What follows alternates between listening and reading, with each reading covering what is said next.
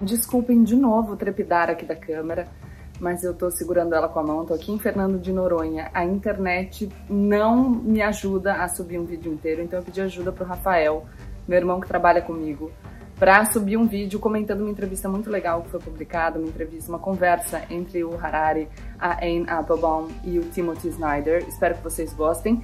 E eu sei que o Rafael vai falar muito bem sobre o conteúdo, mas eu queria já propor uma outra reflexão. Eu já comentei falas do Harari sobre a importância, sobre como vai ser imprescindível no futuro que nós tenhamos uma cooperação internacional em torno da regulação da inteligência artificial. E agora, nesse cenário de nacionalismos, de divisão, isso vai se tornar cada vez mais difícil. Então, outro ponto aí pra gente pensar.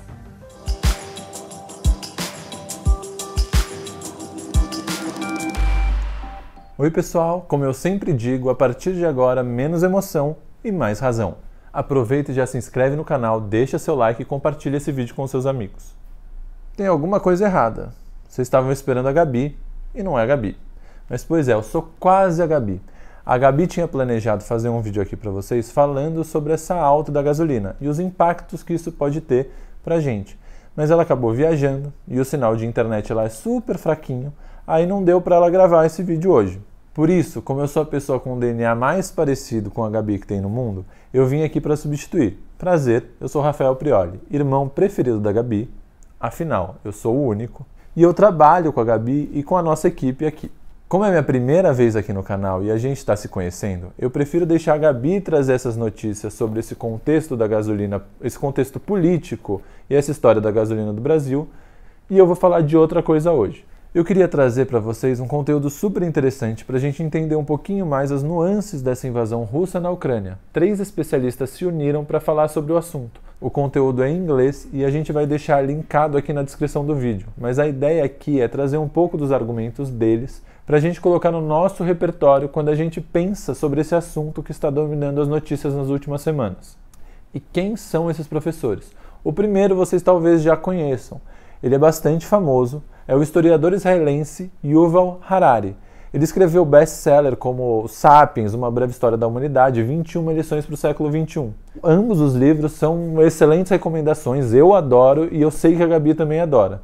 O professor Harari leciona na Universidade Hebraica de Jerusalém. O segundo professor desse painel é o professor Timothy Snyder, da Universidade de Yale, nos Estados Unidos. Ele é especialista em história da Europa Central e Oriental, então é daquela região ali do mapa entre a Alemanha até a Rússia. A mediadora da conversa é a jornalista Anne Applebaum, que escreveu um livro super importante para a gente entender as raízes profundas da questão ucraniana, chamado Fome Vermelha.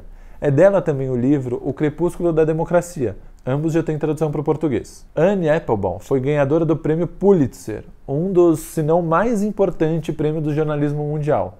Aliás, galera, todo esse conteúdo vale muito a pena, se vocês estiverem com vontade de ir um pouquinho mais a fundo nessas questões. Eu sei que a vida é corrida, mas eu sei também que muitas vezes a gente olha para a notícia e pensa, tem alguma coisa aí que eu não estou entendendo. Nessa hora, como a Gabi sempre conversa aqui com vocês no canal, é hora de parar um pouquinho e estudar um pouco mais a fundo, para a gente não ficar nessa reação rasa do Twitter. Então bora lá! Já vou deixar aqui para vocês o aviso que nenhum desses 3 especialistas da conversa acha que o Putin tem razão de invadir a Ucrânia. É bom já avisar, ou seja, os 3 estão do lado de quem acredita que essa invasão é despropositada e cruel. Aliás, como a maioria de nós. O professor Timothy Snyder explica que a Ucrânia, desde o início do século XX e até antes disso, ficou no meio de 2 impérios expansionistas, o Império Russo, de um lado, que depois virou a União Soviética, e a Alemanha nazista do outro, em temporalidades diferentes. O Império Russo terminou em 1917, e a partir daí, aquela região se transformou em União Soviética. O Terceiro Reich nazista alemão veio só nos anos 30, só para a gente não confundir. O fato é que, dos 2 lados, a Ucrânia veio recebendo investidas contra o seu território de um jeito ou de outro. Ou seja, era um lugar muito perigoso para morar. Foi só em 1991 que ela se tornou um país independente. E muitas das pessoas lutando agora foram formadas nesse momento. Fazem parte da juventude ucraniana já formada nesse período de democracia nascente. Em 2004 e em 2014, houve duas revoluções no país em contextos parecidos, ucranianos se revoltando contra um governo que era muito mais chegado na Rússia do que eles gostariam.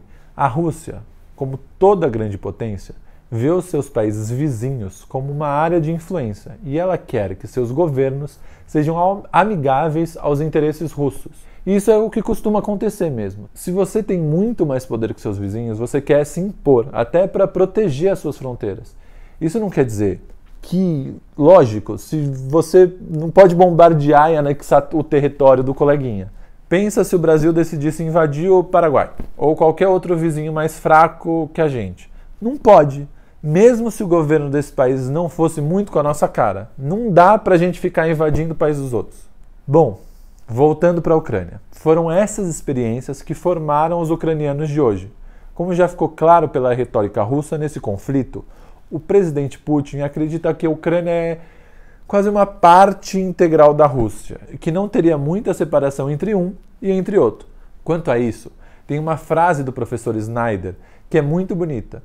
Ele diz assim: mesmo que nós não saibamos exatamente quem são os ucranianos, eles parecem saber exatamente quem são. O que a gente pode entender da frase do professor Snyder é que nós somos nós mesmos, o resto do mundo, que não tinha muita noção do que estava acontecendo naquela parte do mundo antes desse conflito começar.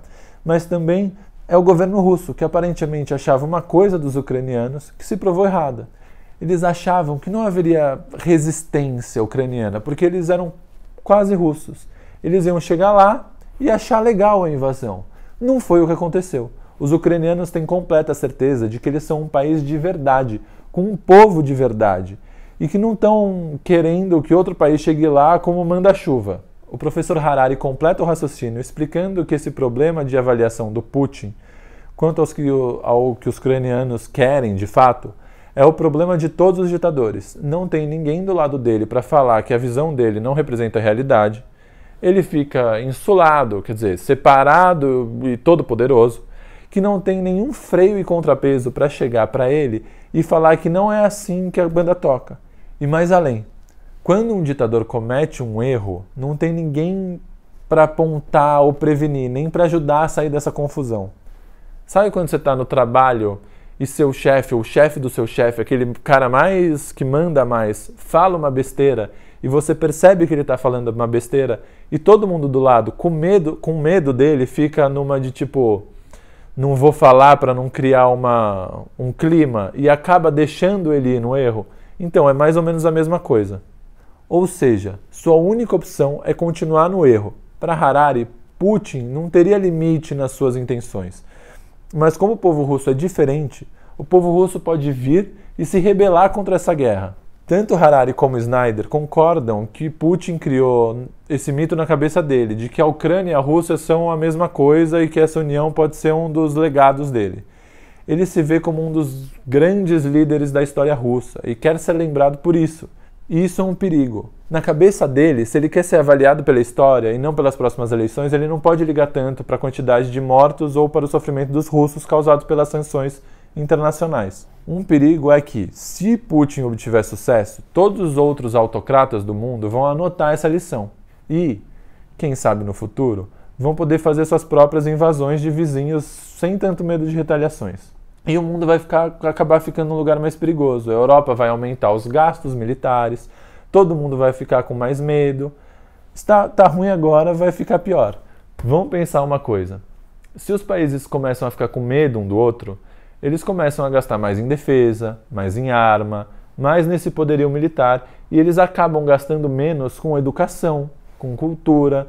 Então, acaba sendo um investimento que a gente poderia transformar em alguma coisa benéfica para a sociedade como um todo, e a gente fica nesse investimento de medo. O Snyder lembra que para tentar convencer o povo russo, Putin subverteu toda a narrativa aprendida com a Segunda Guerra Mundial. Ele está afirmando fazer uma intervenção para desnazificar uma nação. Só que essa nação é democrática e elegeu um presidente judeu com 70% dos votos. Ou seja, ele está usando uma narrativa que o povo russo entende. Afinal, o exército soviético lutou bravamente contra os nazistas na Segunda Guerra Mundial e foi essencial para a derrota do Hitler. Ele está usando isso para outra situação completamente diferente. O Harari termina com uma mensagem que eu acho que tem tudo a ver com o que a Gabi e vocês conversam aqui no canal. O passado não determina o presente nem o futuro. É importante que a gente conheça o nosso passado e o passado da humanidade. Mas esse passado não é destino. Não é porque a Rússia sempre foi uma autocracia que ela não pode virar uma democracia. Não é porque um país sempre foi dividido que vai continuar assim. Não adianta a gente ficar no pessimismo que vai nos paralisar. É o que a Ucrânia está mostrando para todo mundo. Ela podia se resignar e repetir o passado. Mas está tentando escolher um novo futuro, um futuro melhor. Todos os povos, todo mundo sempre tem uma escolha. Para terminar, eu queria indicar mais alguns materiais. Para quem entende inglês ou para quem sabe um pouquinho e está querendo praticar, tem a cobertura do podcast do The Daily, do jornal New York Times. Tá excelente. Eles estão com repórteres na Ucrânia fazendo uma cobertura incrível de como as coisas estão por lá. Aliás, falando em jornalista que se coloca em perigo para levar informação para o mundo sobre o que está acontecendo, eu não posso deixar de prestar solidariedade aqui do canal aos amigos e à família do jornalista Brent Renault, morto no domingo por soldados russos perto de Kiev. É isso aí, galera. Quinta-feira a Gabi está de volta e eu espero muito que vocês tenham gostado do conteúdo de hoje. Eu não sou a Gabi, mas eu acho que sou o mais próximo que se pode chegar dela. Então, até a próxima. E não se esquece de se inscrever no canal, deixar seu like e enviar esse vídeo para os seus amigos. Vocês não sabem a vergonha que é sentar na frente de uma câmera e falar para um canal que tem quase 1 milhão de inscritos. Mas, apesar da vergonha, eu acho que eu consegui alguma coisa. Uou!